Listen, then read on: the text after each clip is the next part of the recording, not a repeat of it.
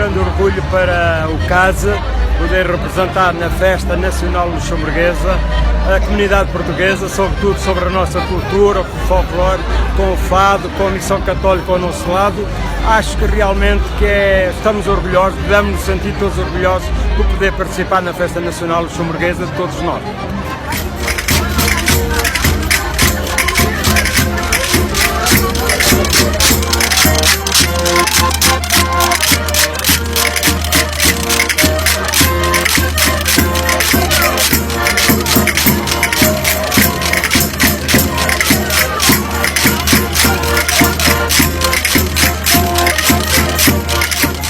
Pois nós somos convidados porque os luxemburgueses gostam das nossas raízes, da cultura portuguesa, visitam muitas vezes Portugal e por essa razão, por exemplo, o grupo de cantares da região de Lafões representa 3 concelhos de Portugal. Portanto, é um grande prazer estarmos exatamente aqui hoje a festejar o Dia Nacional.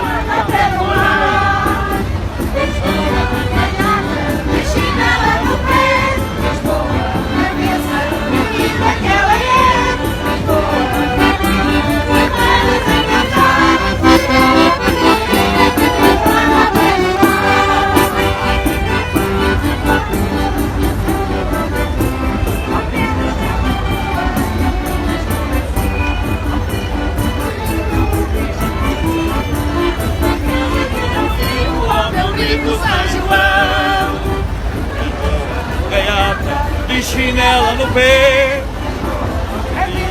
que linda que ela é.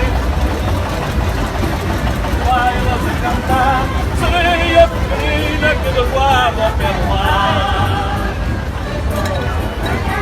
De chinela no pé, que linda que ela é. Vai ela se cantar, sereia pequenina que devoava ao pé do mar.